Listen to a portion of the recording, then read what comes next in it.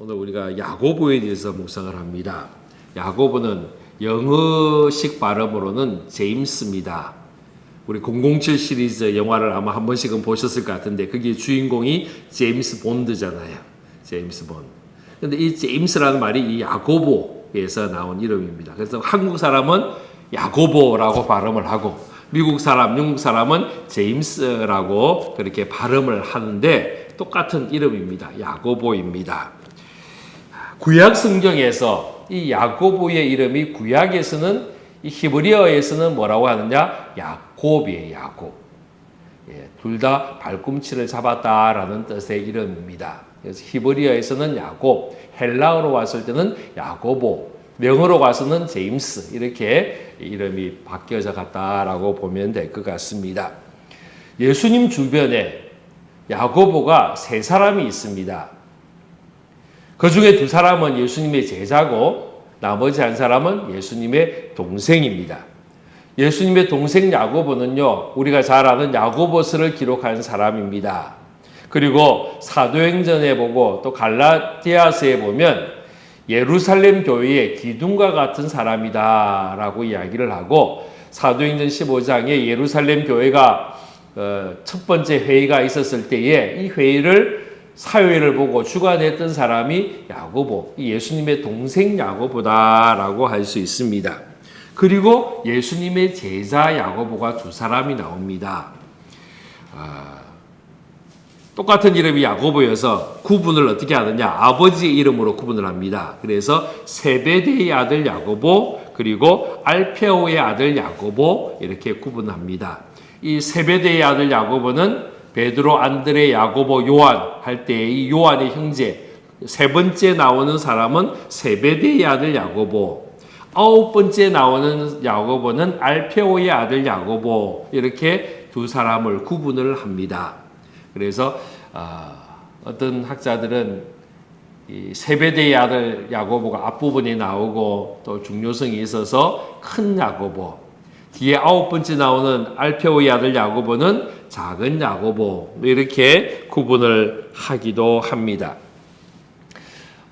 거의 대부분 이 야고보는 요한의 형님으로 봅니다. 이 영어에서나 이런 헬라어나 이런 쪽에서는 그냥 형제 이렇게 나오니까 형인지 동생인지 구분이 사실은 쉽지가 않아요.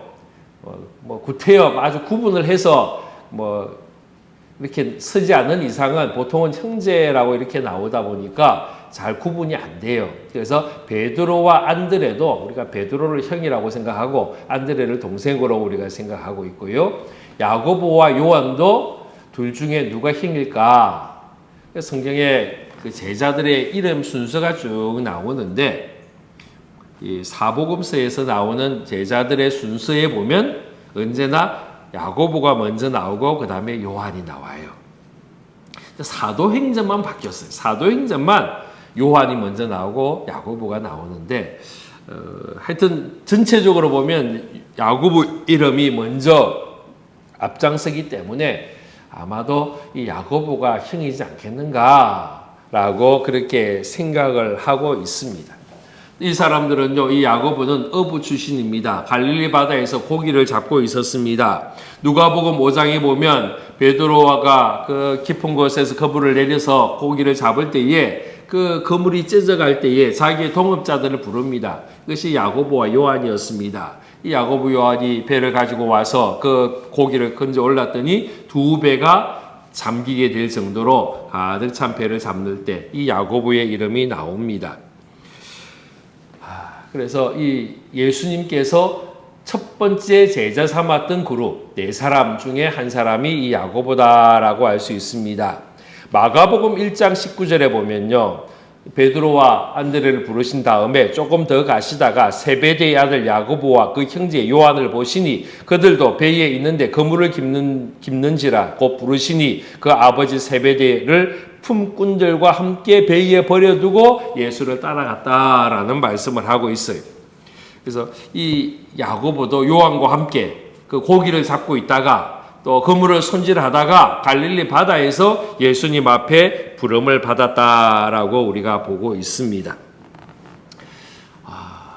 야고보의 가정, 요한하고 중복이 되지만은 어쨌든 야고보 요한의 가정은 꽤 잘 살았다라고 생각합니다. 배를 여러 척 가지고 있었을 거다라고 생각을 하고 있고요. 또 조금 전에 얘기했던 마가복음에 보면은 그 품꾼들과 함께 그 아버지를 배에 버려두고 예수를 쫓았다라는 말을 보면 그 집에서 일하는 이 품꾼들 혹은 종들 일하는 사람들이 꽤 많이 있었을 거다라고 생각을 합니다. 이 말은 꽤 그냥 가족끼리 몇 사람이 고기를 잡는 그 수준이 아니고 아주 대대적인 선단을 구성을 해가지고 이 바다의 배는 선단이라 그러다 여러 척, 4척, 5척 이렇게 같이 움직이는 선단을 구성을 해서 아마 고기를 전문적으로 잡는 그런 사람이지 않았을까라고 생각합니다. 그래서 꽤 잘 살았을 거다라고 추측을 합니다. 또요, 예수님께서 십자가에 붙잡혔을 때에 그러니까 십자가에 달리기 위해서 체포를 당하잖아요. 그리고 대제사장이 이제 신분을 받을 때에 요한이 대제사장 집과 아는 사이다라고 이야기를 해요. 그 요한이 안다면 집안적으로 안다면 야고보도 역시 마찬가지잖아요. 그러니까 대제사장 그 당시 최고의 권력을 가진 대제사장과 집안적으로 어느 정도 소통이 있는 그런 모습이라면 정치적인 영향력도 가진 사람이다라고 볼 수 있습니다. 예수님께서 십자가에 달리시면서 7마디 이야기를 하면서 요한에게 자기 어머니 마리아를 가르치면서 너의 어머니다 라고 이야기를 해요. 그때부터 요한이 이 마리아를 자기 집에 모셨다라는 이야기를 해요. 이 자기 집으로 모셨다는 그 집이 가버나움에 있는 집을 말하는 게 아니고 학자들은 예루살렘에 있는 집일 거다라고 생각을 합니다. 그렇다면 분명히 그 처소는 본거지는 가버나움, 갈릴리 바다에 있는 가버나움일 텐데 예루살렘에 아마 고기를 팔기 위해서 자주 왔을 것이고 그래서 예루살렘에도 집을 하나 가지고 있을 정도의 어떤 굉장히 부유한 그런 집안이지 않았을까라고 생각을 합니다. 아버지는 세베대고요. 어머니는 살로메로 알려져 있습니다. 이 살로메 이름이 또 성경에 여러 번 나옵니다. 이 살로메가 두 아들을 예수님 앞에 청탁을 합니다. 예수님 십자가 달리기 불과 얼마 전에 청탁을 해요. 주의 나라가 임할 때에 아들 하나는 주님의 오른쪽에 또 다른 아들은 주님의 왼쪽에 세워주십시오. 청탁을 해요. 이것 때문에 제자들 사이에 좀 불화가 생기는 그런 모습이 있습니다. 그래서 이런 청탁을 했던 이 사람이 이 어머니 살로메다라고 알려져요. 그리고 예수님이 십자가에 달려 돌아가실 때에 그 십자가를 바라보고 가까이에서 지켜봤던 사람 중에 한 여인이 이 살로메였다라고 알려지고 있습니다. 그 여인들의 이름들이 쭉 나오는데 살로메 이름이 나옵니다. 그리고 예수님의 무덤에 들어갔을 때에 안식일 후 첫날에 아침 일찍이 여인 몇 사람이 향품을 가지고 그 무덤을 찾아갑니다. 예수님의 몸에 시신의 향품을 바르고 싶어서 향유를 품에 안고는요, 그 새벽같이 무덤을 향하여 달려가는 여인들 중에 한 사람이 살로메였다라고 이야기하고 있습니다. 근데 이번에 이 공부를 하면서 재밌는 걸 하나 봤어요. 어떤 학자들은 이렇게 주장을 하더라고요. 예수님 어머니 마리아와 이 살로메가 자매일 가능성이 많다라고 이야기를 하는 거예요. 이 근거가 어디서 나오느냐? 예수님이 십자가에 달려 돌아가셨을 때에 여인들이 지켜본 여인들의 이름들이 쭉 나오는데 살로메가 분명히 있어요. 그런데 요한복음에 보면 이 요한복음은 요한이잖아요. 살로메 아들이잖아요. 그러니까 요한이요, 자기 이름도 잘 안 밝히고, 그래서 요한복음에 보면 그러니까 가족들의 이름을 잘 안 쓰려고 애를 쓰는 그런 모습들이 있어요. 그래서 요한복음 19장 25절에 보면 뭐라고 되어 있느냐면 예수의 십자가 곁에는 그 어머니와 이모와 글로바의 아내 마리아와 막달라 마리아가 섰는지라. 여기 살로메라는 이름이 빠져요.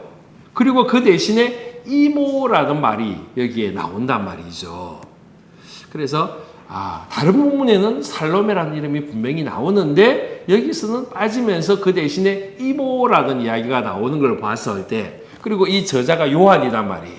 이 요한이 이 책을 쓰면서 자기 어머니의 이름 대신에 이모라고 적지 않았을까. 그래서 이 마리아와 이 살로메가 자매가 아니지 않겠냐라고 생각을 해요. 더 나아가서 또 어떤 학자들은요, 이거는 추측이에요. 이거는 지금 이야기한 거는 이모라는 말에 근거해서 어느 정도 신빙성이 있다라는 생각이 들고요.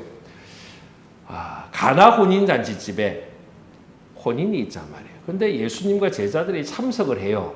그러니까 그 잔치에 참여를 했다라는 건, 예수님이 가나 출신 사람은 아니잖아요. 살던 고향과 또 가버나움의 집이 있고 그 가운데 가나라는 곳이 있는데, 가나에 갈 일이 사실은 없는데 가나에 있는 혼인잔치에 참여를 했다는 거죠. 그래서 아마 예수님과 가까운, 예수님의 제자나 혹은 예수님과 가까운 사람 중에 한 사람이 결혼한 것이 아니었을까라고 추측을 해요. 그런데 거기에 누가 등장하느냐면 예수님 어머니 마리아가 등장을 해요. 그리고 예수님 어머니가요, 그 예수님 앞에 요청을 하잖아요. 포도주가 떨어졌다라고 요청을 해요. 이 말은 예수님에게 좀 구해달라고 요청을 하는 거예요.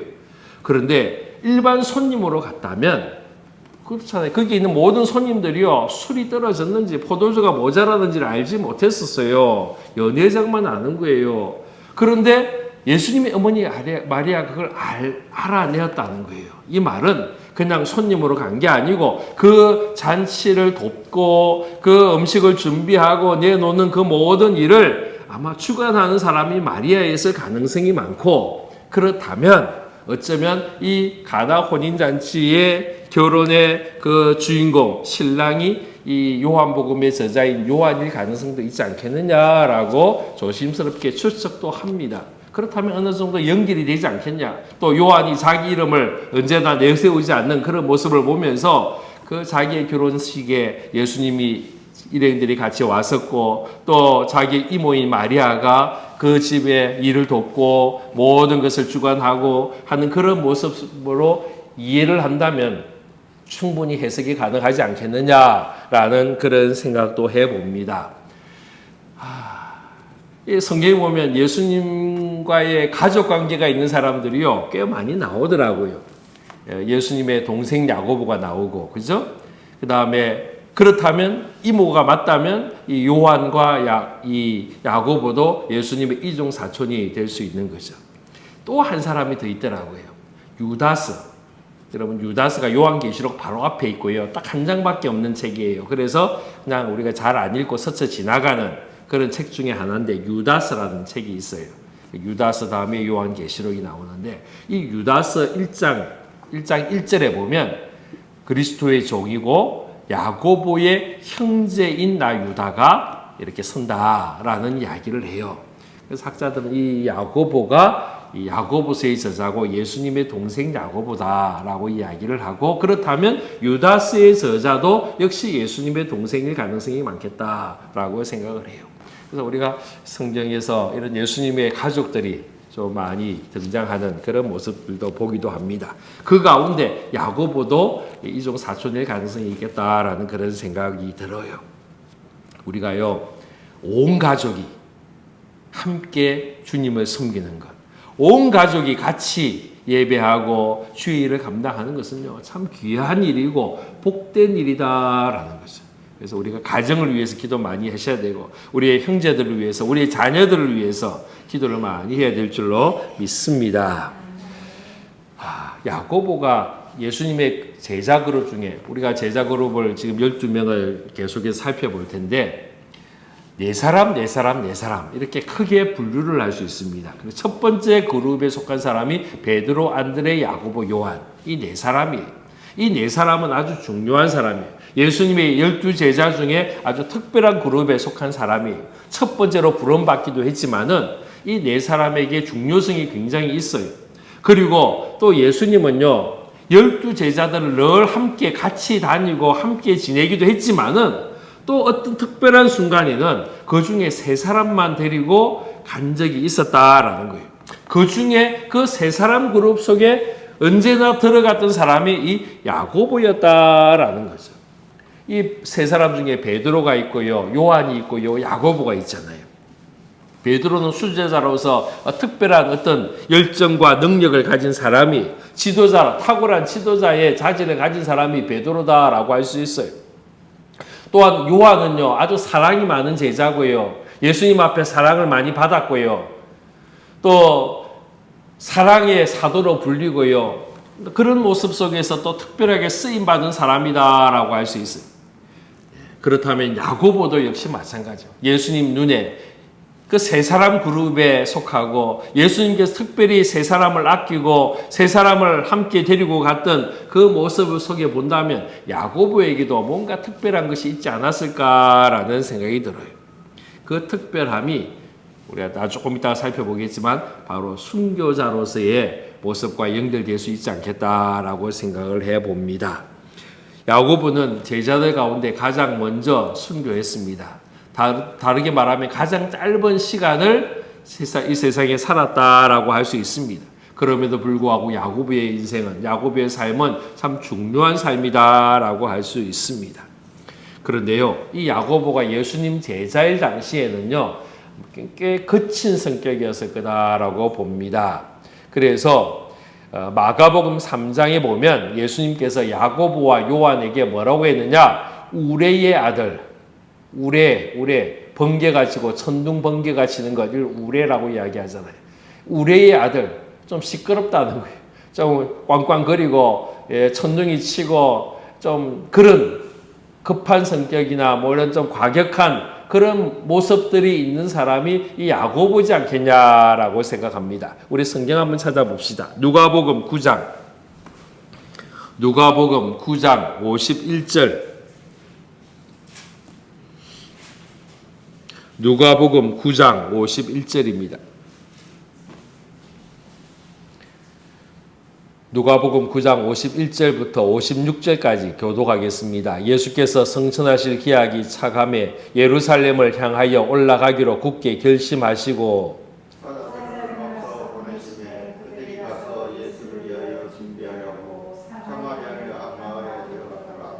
예수께서 예루살렘을 향하여 가시기 때문에 그들이 받아들이지 아니하는지라.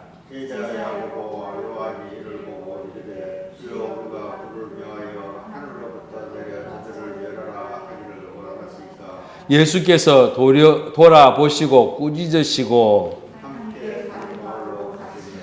한 사건입니다.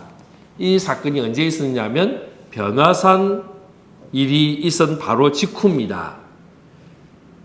변화산에서 예수님께서 변화되는 모습을 누가 봤느냐? 이 야고보가 봤어요. 베드로, 요한, 야고보 이 세 사람이요 변화산까지 따라 올라갔었잖아요. 그리고는 내려와가지고 이제 예루살렘으로 가는데 사마리아 동네를 지나갑니다. 그런데 사마리아 사람들이 예수님을 영접하지 않아요. 받아들이지 않아요. 아마 유대인 일행들이 지나가기 때문에 들어오지 못하게 했는지도 모르겠어요. 이걸 보고 제자들 가운데 이 야고보와 요한이요 화를 내요. 아주 불같은 화를 내요. 그러면서 예수님 앞에 뭐라고 하느냐? 하늘에서 불이 내려서 저 마을을 다 없애버립시다.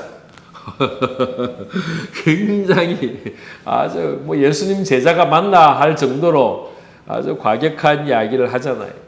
뭐 물론 화가 많이 난 것 같아요. 또 아마 예수님 일행들이 12명만 아니잖아요. 꽤 많이 있었을 거예요. 이 많은 사람들이요. 그 사마리아 동네를 들어가지 못하면 어떻게 되느냐? 쫄쫄 굶어야 돼요. 쉴 수 있는 공간이 없어요. 그 마을에 들어가야 그래도 음식도 먹고 물도 마시고 또 어쩌면 그 하루를 거기서 쉬었다가 출발할 수 있는데 그 마을에 못 들어가면 어떻게 하느냐? 길에서 자야 돼요. 밥도 제대로 못 먹어요. 그래서 많이 불편해지겠죠. 아마 그래서 야고보 요한이 화가 많이 났는지도 모르겠어요. 그런데 이들이요 예수님 앞에 요청하는 것이 불을 명하여 하늘에서 내려 저들을 멸하라 하시기를 원합니까? 이 말은 이렇게 예수님 하십시오라고 말하는 것과 똑같은 거예요. 그러니까 성격이요 아주 불같은 성격, 아주 과격한 그런 성격. 그래서 예수님이 이 사람들을 우리의 아들들이다라고 이야기했지 않겠냐라고 생각합니다. 또 조금 전에 이야기했지만 그 어머니 살로메를 통해서 예수님에게 청탁을 했잖아요. 이렇게 청탁을 한 것이요 단순히 그 어머니의 욕심만은 아니지 않았을까라고 생각해요. 어쩌면 이 야고보, 요한이요 이 일에 대한 욕심이 있는 거예요. 높은 자리에 대한 욕심이 있어요. 사실은 제자들은요 예수님께서 예루살렘에 들어가시면 로마를 무찌르고 쫓아내고 예루살렘에 하나님의 나라를 세울 줄로 확신했었어요. 그래서 쫓아다녔어요. 따라갔어요. 그리고 실제로 예루살렘에 들어갈 때에 나귀를 타고 들어가고 사람들이 관원성을 외칠 때에 굉장히 신나해요. 그래서 저들은요 그 자리에 대한 욕심이 있는 거예요. 오늘날 사람들이 그렇잖아요. 누구 한 사람 대통령 세우면요 거기에 따라 붙었던 사람들이 다 한 자리씩 차지하고 싶어가지고요 애를 쓰잖아요. 아마 이 야고보 요한에게도 이런 마음이 있었는 것 같아요. 그래서 자기 어머니 이모잖아요. 이모라 그랬잖아요.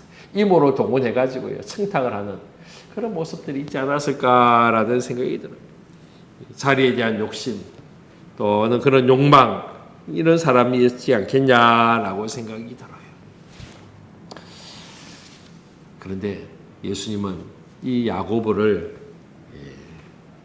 높은 자리에 세우는 게 아니고 순교의 자리로 세우셨어요. 근데 순교는요 그냥 하는 게 아니에요. 준비된 자가 하는 거죠. 예수님은요 이 야고보를요 준비시켰어요. 훈련시켰어요. 그래서 새 제자를 따로 데리고 갈 때에 언제나 이 야고보를 데리고 가던 거예요. 마가복음 17장 1절에 보면 예수님께서 변화산에 올라갈 때에 베드로, 야고보와 그의 형제 요한을 데리고 따로 높은 산으로 올라가셨다라고 말씀해요. 그래서 베드로, 요한, 야고보 이 세 사람을 데리고 가는 거예요. 마가복음 5장에 보면 회담장 야이로의 그 딸이 죽었을 때에 그 집을 갑니다. 그 집을 갈 때에 모든 제자들이 다 같이 갔어요. 그런데 그 딸이 죽어 있는 그 방으로 들어갈 때는 다른 사람들 들어오지 못하게 해요.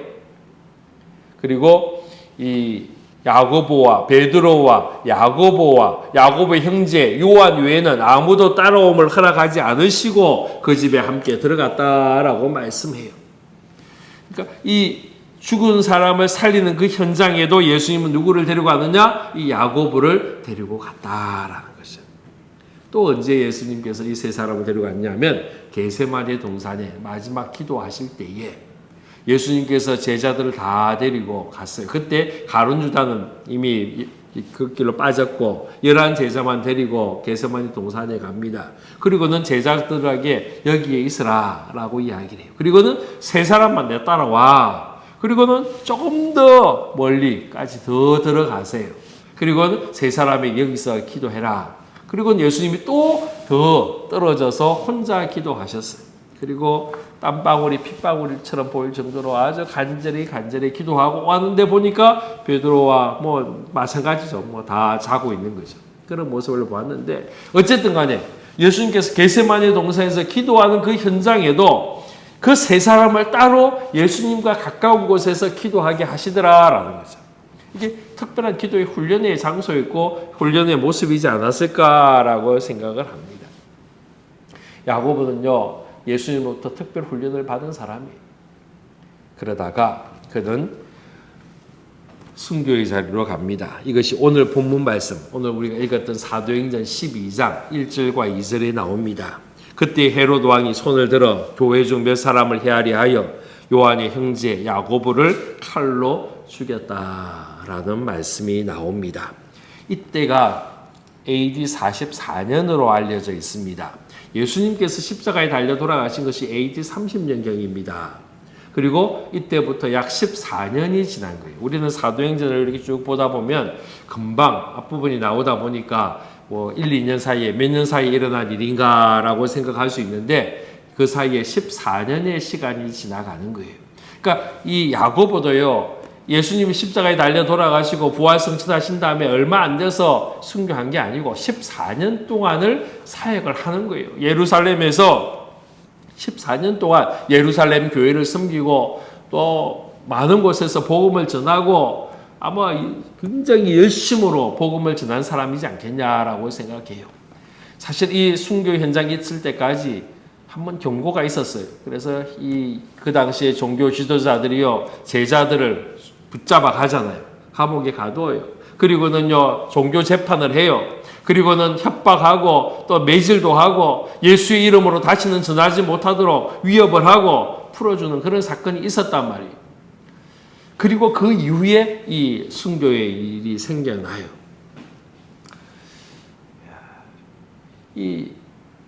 오늘날도 마찬가지지만은 알고 있어요. 그 정치 지도자들이요, 예수님의 제자들에 대해서 모르지 않았을 거예요. 아무나 붙잡아가지고 순교한 게 아니고 야고보를 꼭 집어가지고 야고보를 죽인 이유가 분명히 있다라는 거예요. 그냥 12제자 중에 재수 없이 한 사람이 붙잡혀가지고 지목이 당해서 칼에 맞아 죽은 게 아니고요. 의도성이 분명히 있지 않겠느냐라는 거예요. 예전에 우리 중국 선교사들하고 전화 통화를 하거나 이메일을, 그때는 카톡이라는 게 없었고, 그래서 이메일을 많이 주고받았고, 또 전화를 하면은 절대로 교회라는 이야기도 안 하고, 목사라는 이야기도 안 하고, 기도라는 말도 안 하고요. 안 해요. 그래서 그냥 선생님, 누구누구 선생님, 우리 회사 잘 있습니다. 우리 모든 회사 사원들이 우리 선생님 위해서 우리 손 모으고 있습니다. 뭐 이렇게 이야기를 하지, 우리 교회가 이렇게 잘 후원하고 있고 기도하고 있고 뭐 이런 이야기 절대로 하면 안 되는 거예요. 이게 다 듣고 있다, 다 알고 있다. 이메일 할 때도요, 절대로 뭐 교회 이야기, 교회 무슨 교회 이러면 다 그냥 다 걸린다라고 해서 안 적는 거예요. 그런데 나중에 보니까요, 그렇게 조심하고 조심해도 이미 다 알고 있더래요. 선교사인 것도 다 알고 있고 무슨 활동하는 것도 다 알고 있고요. 그 공안들이 다 알고 있는 거예요. 그리고는 그냥 봐주는 거예요. 그냥 내버려 두는 거예요. 그러다가 결정적인 순간에 쫓아내는 거예요. 그걸 가지고 그 모든 자료를 가지고요, 쫓아내더라는 거죠. 그래서 다 보고 있고 다 알고 있고 있는 거죠. 아마 이 예루살렘에 있는 종교 지도자들이 헤롯이요, 예수님의 제자, 뭐 12명밖에 안 되는 제자, 그 왜 파악 못하겠어요? 다 파악하고 있는 거예요. 누가 베드로고, 누가 안드레고, 야고보고, 요한이고 다 알고 있고요. 이 사람들이 무슨 일을 하고 있는지, 어떤 영향력이 있는지를 다 아는 거예요. 그렇다면 야고보가 순교를 당한 것은요, 그냥 우연히 헤롯이 손이 왔다 갔다 하다가 너 이래서 찝힌 게 아니고, 야고보를 택한 이유가 분명히 있지 않겠느냐라는 거예요. 어쩌면요, 야고보가 그 제자 그룹 중에 가장 열정적으로 전도하고 가장 열정적으로 그의 일을 감당했지 않았을까라고 생각해요. 그래서 헤롯 입장에서 볼 때 야고보 한 사람만 없애도 충분히 제자들을 이렇게 잠잠하게 만들고 교회를 없앨 수 있는 그런 모습이 되었을 거다라고 생각하고 야고보를 칼로 죽이지 않았을까라는 그런 생각을 해봐요. 어쨌든 간에 야고보는 예수님의 12제자 중에 첫 번째 순교자가 되었어요. 사실 예수님의 제자들은요, 다 순교했어요. 사도 요한만 제외하고는 다 순교를 합니다. 예수님의 제자들은요, 순교하는데 두려워하지 않았고요, 겁먹지 않았어요. 그런데 그 첫 번째 열매, 그 제자들 가운데 첫 번째 순교의 열매가 된 사람이 바로 이 야고보가 되었다라는 거죠. 가룟 유다가 죽은 다음에는요, 가룟 유다가 자살했잖아요. 이 가룟 유다가 죽은 다음에는 제자들이 모여가지고 새로운 사도를 선택을 합니다. 그래서 마띠아가 사도가 돼요. 그러나 야고보가 죽은 다음에는 새로운 사도를 뽑지 않아요. 야고보의 죽음은 사도직을 상실하고 잃어버리는 것이 아니기 때문이에요. 가룟 유다의 죽음은 그의 제자됨을 상실하고 예수님의 사도로 보내심을 상실하는 자리를 잃어버린 자였기에 그 자리를 대신하는 마띠아를 제자로 삼고 사도로 삼았지만은 야고보의 순교는 그 자리를 잃어버리는 자리가 아니고요, 사도직의 완성의 순간이 순교의 자리지 않겠느냐라는 생각이 들어요. 순교는 순교자의 피가 교회의 씨앗이다라는 아주 유명한 말이 있어요. 오늘날 교회는 순교자의 피로 인해서 세워졌다라고 이야기를 합니다. 예루살렘 교회도 역시 마찬가지고요. 초대교회들의 모습들이 곳곳에 있는 초대교회들이 마찬가지였고요. 우리나라도 역시 마찬가지. 우리나라도요. 처음 교회가 전해질 때부터 수많은 순교자들이 생겨났고요. 일제시대를 지나가고 또 6.25 전쟁을 지나가면서 어마어마한 많은 순교자들의 피가 이 땅에 흘려졌기에 오늘 한국교회가 이처럼 세움을 받고 쓰임을 받는 그런 모습이 되었지 않겠느냐라는 생각이 듭니다. 그 중에 제자로서 첫 번째 순교를 당한 이 야고보는 우리에게 참 귀한 모습을 보여주고 있다라고 생각합니다. 예전에 제가 용인에 있는 순교자 기념관을 방문한 적이 있어요. 그 용인의 순교자 기념관에 가면 우리나라의 순교자들의 사진이 초상화로 쭉 한 사람 한 사람 붙어 있어요. 액자로. 그리고 이분의 이름과 어떻게 순교를 당했는지에 대한 글이 쭉 적혀 있어요. 그래서 한 사람 한 분씩 이렇게 쭉 읽어가면서 한 바퀴를 쭉 돌아요. 그리고 맨 마지막에 가면요. 깜짝 놀래요. 왜냐하면 자기 얼굴이 보여요. 내 얼굴이 보여요. 뭐냐면 거울이 딱 맨 마지막에 있어요. 거울에 누가 나오겠어요? 내 얼굴이 나온단 말이에요. 자기 얼굴이 나와요. 한 바퀴를 돌고 열심히 한 사람 얼굴을 확인하고 글을 읽어가다가 보니까 갑자기 제 얼굴이 보이는 거예요. 깜짝 놀랐어요. 근데 그 순간이에요. 제가 중학교 때에 기도했던 기도 제목이 갑자기 생각이 난 거예요. 잊어버렸는데 제가 중학교 고등학교 때 기도를 많이 했어요. 학교 마치고 집에 갈 때에 바로 집에 가는 게 아니고 버스 정류장 2정거장 전에 교회가 있었는데 교회 가서 10분, 15분 기도하고 어떨 때는 밤 10시, 11시에도 들러서 기도하고 그렇게 간 적이 많아요. 그래서 그때 제가 철없는 시절에 지금 생각 참 철이 없었죠. 여러 가지 기도 제목을 했는데 그때의 기도했던 제목 중에 하나가 갑자기 생각이 난 거예요. 그 기도가 뭐냐면 하나님 저 순교자 되게 해주세요. 진짜 철없는 기도죠. 그래서 그 생각이요. 갑자기 그 기도가 그 용인의 순교자 기념관에서 그 거울을 보는 순간이에요. 그 기도가 갑자기 생각이 났어요. 거기에 가면 조그만 교회당이 예배당이 하나 있어요. 그래서 교인들과 같이 갔을 때 이제 그곳에서 이제 함께 예배드리고 진행을 하면서 저는 한쪽 구석에 앉아서 기도를 하고 있었어요. 하나님 그때 그 중학교 때 제가 기도했던 기도 제목을 제가 잊어버리고 있었는데 지금 갑자기 생각이 났습니다. 하나님 기도 어떻게 할까요? 고민이 되는 거예요. 기도를 물릴 수도 없고요. 근데 하나님이 잊어버리게 하셨으면은 뭐 잊어버리면 끝인데 그걸 생각나게 하셨단 말이에요. 분명히 제가 그 기도를 한 게 맞아요. 분명히 그 기도했어요. 아주 뜨겁게 열정적으로 그렇게 기도했던 생각이 나요. 하나님 이거 어떡하죠? 이거 물릴 수도 없고 하나님 생각나게 하시는데 어떡합니까? 지금 아프리카로 가야 됩니까? 중동으로 가야 됩니까? 뭐 고민을 막 그때 제가 부목사 때인데 아주 고민을 하는 거예요. 그러다가 하나님께서 이게 그런 말씀을 하시더라고요. 순교는 두 가지가 있다. 죽는 순교가 있고 산 순교가 있다라는 깨달음이 제게 왔어요. 야고보는 죽는 순교를 한 거죠. 그런데 오늘 우리는요, 오늘 우리의 환경 속에 모르겠어요. 우리의 삶 속에서 그런 죽는 순교를 경험하는 시간이 올 수 있을지는 잘 모르겠어요. 근데 거의 없지 않겠느냐라고 생각합니다. 그런데 우리에게는요, 산 순교, 살아있는 순교의 모습으로 우리가 살아야 되지 않겠냐 하는 거예요. 우리가 순교자들의 그 마음을 우리가 기억하면서 우리의 삶 속에, 우리의 신앙 속에, 우리의 예배 속에, 우리의 기도 속에, 우리의 전도 속에 순교자의 삶을 살아가는 것, 이게 산 순교지 않겠냐. 우리는 예수와 함께 죽고 예수와 함께 살아나서 주님의 영광을 위해 살아가는 우리의 모습이 된다면 바로 이것이 순교자의 삶이지 않겠냐라는 생각을 해봅니다.